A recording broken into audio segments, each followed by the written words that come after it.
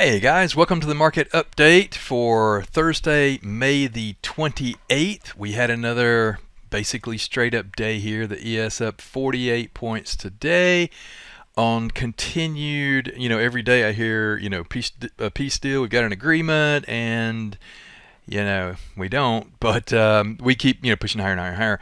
That's part of the equation. We know that the backdrop for this is really strong earnings, S&P 500, which that honestly is a big part of that's coming from semiconductors, Micron, Nvidia, AMD, that kind of stuff.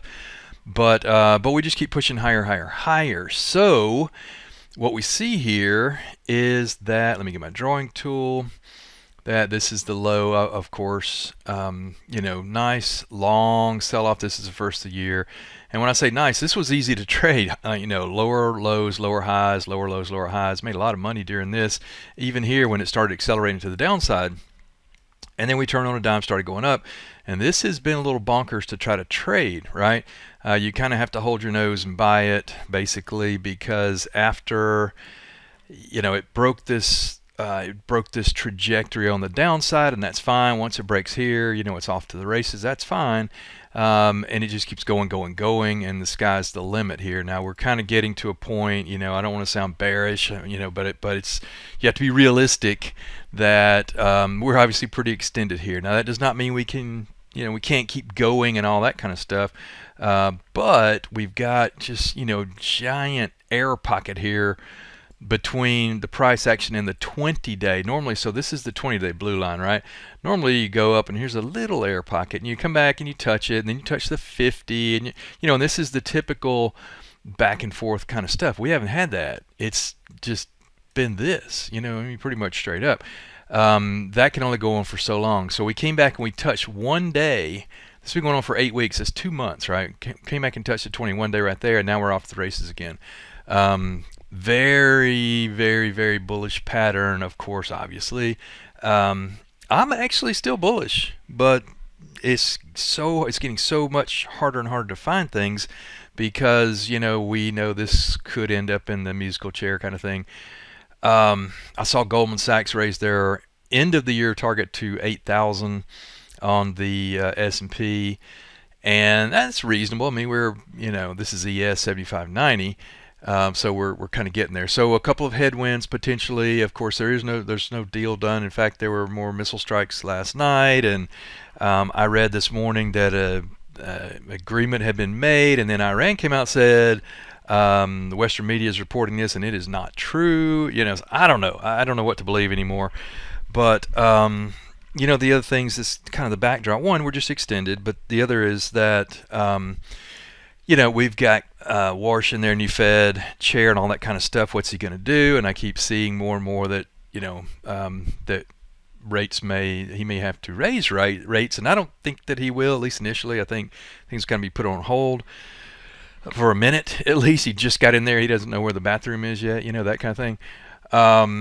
We had PCE this morning. Inflation's getting hotter and hotter. All that kind of stuff. Consumers slowing down. We saw Walmart. A lot of the retailers are saying that.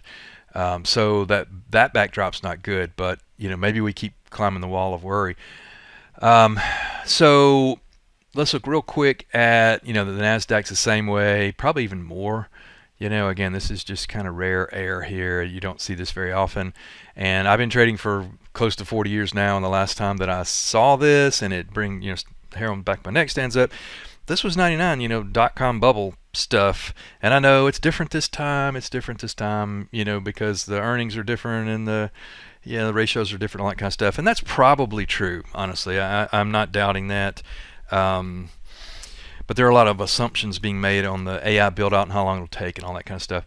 But again, we have to trade, what's right in front of us, and this is definitely bullish. So you don't want to short this thing. But it's getting harder and harder to find stuff. So let me show you my buy list here. This is, and I'm being totally serious.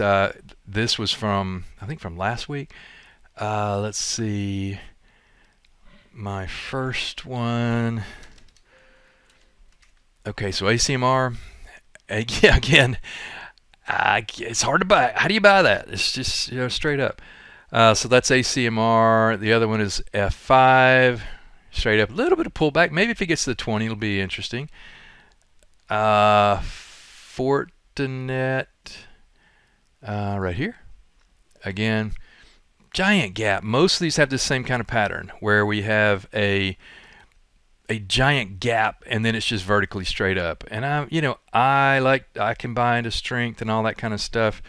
But again, most things that are quote unquote normal are, even if they're pretty aggressive buying, they're like this. They're not this just straight up stuff. So it just makes it harder to buy. You can't. It's just hard to go out and and be super bullish up here on these names. So the next one is our old friend Palo Alto. Now I bought this here for a run into earnings, and I don't know, bought it here at the 200, but I sold it here or something. I think we ran out of time on the trade. We expired or whatever. Made money on it, but it just kept going, right? So what do you do with that now? Do you buy that there? It's kind of hard to do. ALAB, kind of same thing. So this is kind of what my day looks like in going through charts and trying to find something to buy. Of course, we got Micron. If it pulls back 20 points, do we buy it? The 20-day moving average is down here, the 50 is down here. I don't know. That's pretty, and I'm long Micron right now, but I'm nervous about it. With a $1,000 price target, we did get to 985 on this thing in the overnight session a couple nights ago. I don't know if you guys saw that or not. Right there, 985. So anyway, I don't have much, except I did an SPX trade for you guys on last Friday. And I did the numbers, did the math, and I said we'll be at 7,600 tomorrow. This trade expires tomorrow. And disregard all this stuff. Tomorrow, 7,600 call. I did a diagonal, which I use a lot of diagonals, a lot of counters. I post this in the main room. So this thing is up $1,200 right now. We paid $2.15 for it. If we get to 7,600 tomorrow, this thing is worth about $5,000, maybe $6,000, something like that. Yeah, $5,800, something like that. High five to everybody that got that. It looks like it's going to be a nice win. All it has to do is not go down tomorrow. If we go up at all, especially if we get anywhere around 7,600, this is going to be a really nice win. And even if we pull back, we still make money all the way back down to about 7,500. So that's 63 points down. And another 40 points up, and we're golden on this trade tomorrow. So high five to everybody that got that trade.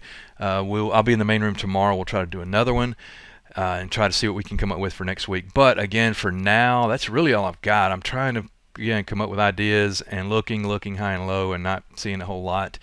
But just be careful. Keep some powder dry. So when these pullbacks do happen, we will be buyers. I don't want to short this thing.